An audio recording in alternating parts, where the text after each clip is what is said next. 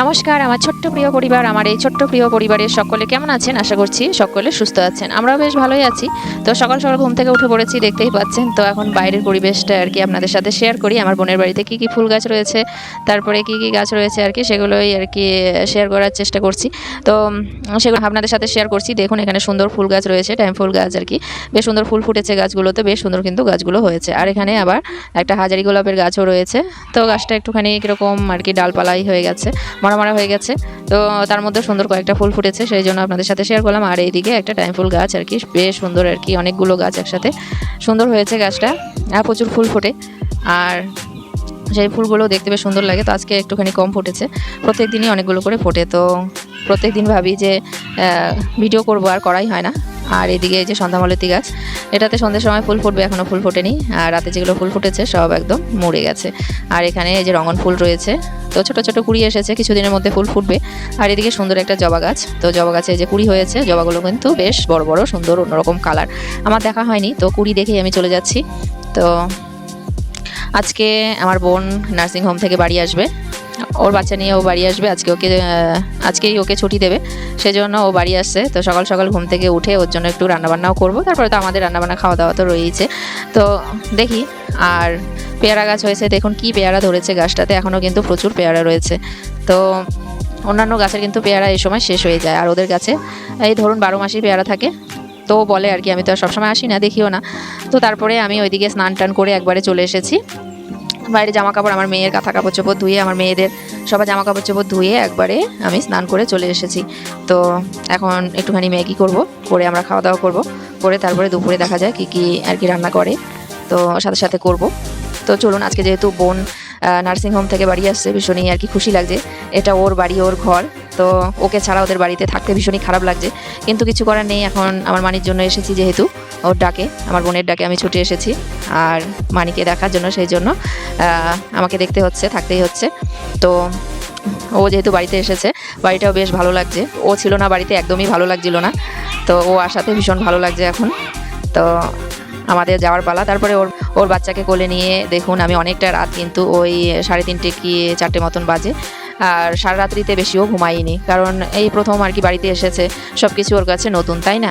তো সব কিছু দেখছে, আবার কান্নাকাটি করছে, আর বোন ভালোভাবে সামলাতেও পারছে না, ওকে সব কিছু শিখিয়ে দিতে হচ্ছে।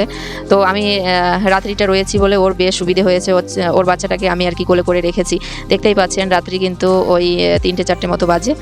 তো 3টে-4টের সময়ও জাগনা রয়েছে, একটু পরপর আর কি ঘুম থেকে উঠে পড়ছে, খাওয়ার জন্য খাচ্ছে, তারপরে ঘুমোচ্ছে, আবার একটুখানি উঠছে, আবার পটি করছে। তো রাতে অনেক কয়বার পটি করেছে, তারপরে টয়লেট করেছে। তো তাই জন্য বাচ্চারা তো তাই করবে, তাই না? আর বারবার ঘুম থেকে উঠে পড়ছিল, নতুন পরিবেশ, নতুন জায়গা, সব কিছু ওর কাছে নতুন। তাই জন্য ওকে আর কি দেখে শুনে রাখতে হচ্ছিল। আর বোনের বসে থাকতে ভীষণই অসুবিধে হয়ে যাচ্ছিল, আর আমি থাকাতে ওর একটু সুবিধেই হয়েছে। কারণ আমি ওর বাচ্চাটাকে কোলে নিয়ে আর কি থাকতে পেরেছি একটু, তাতে ওর সুবিধে হয়েছে। ও তো আর বেশিক্ষণ বসে থাকতে পারে না, যেহেতু সিজার হয়েছে, সেই জন্য ও একদমই বসে থাকতে পারছিল না। সেই জন্য আমি ওর বাচ্চাকে কোলে নিয়ে আর কি রাতে অনেক কয়বার আর কি আমি জাগনা থেকেছি ওর বাচ্চার জন্য। আমার হাতে করে ওকে ঘুম পাড়িয়েছি, আমার হাতেই আর কি, আমার কোলেই ঘুমিয়েছে। তো আমার বোনটা একটু আরাম পেয়েছে। তো আমাকে তো আগামীকালকে চলে যেতে হবে, সকাল সকালই যাওয়ার চেষ্টা করব। তো দেখি কখন যেতে পারি। আর দুপুরে রান্নাবান্না অনেক কিছু হয়েছিল, সেগুলো কিচ্ছু শেয়ার করা হয়নি, কারণ ওই আমার বোন আসবে করে আর কি বাড়িতে একটা, মানে বুঝতেই পারছেন যে নতুন অতিথি বাড়িতে আসছে, আর বাড়িটার সব কিছু কাজকর্ম যেন এলোমেলো হয়ে যাচ্ছে, একটা অন্যরকমই অনুভূতি। তো সব কিছু অন্যরকম ওলটপালট হয়ে যাচ্ছিলো, আর ভিডিও করাই হয়নি।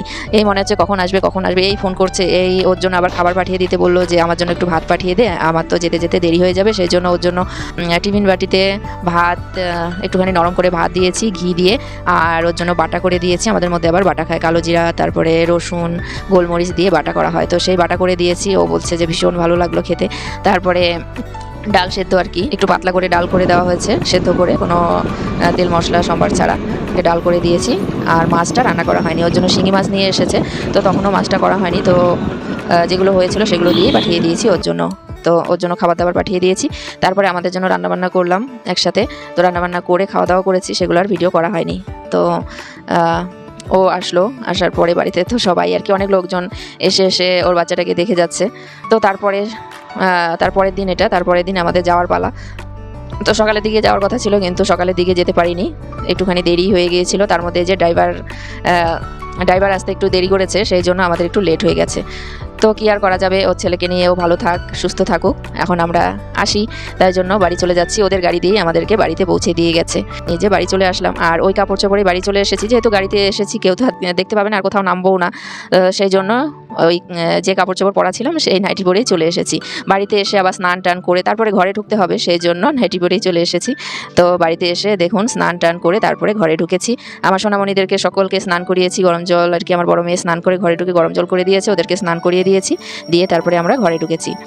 তো তো বাড়িতে এসে তারপরে স্নান টান করে আমার সোনাদেরকে খাবার করে খাইয়ে আমার সোনামণিকে আর কি দুধ বানিয়ে খাইয়েছি। তারপরে আমাদের জন্য ভাত রান্না করেছি, কারণ আপনাদের দাদা ভাই আর রান্না টান্না করেনি, সেই জন্য বাড়িতে এসে আবার রান্না করলাম। রান্না টান্না করে ওইদিকে রান্না বসিয়ে দিয়েছি, আর এদিকে আমার সোনামণির কাছে এসেছি, ও আর কি থাকছিল না, সেই জন্য।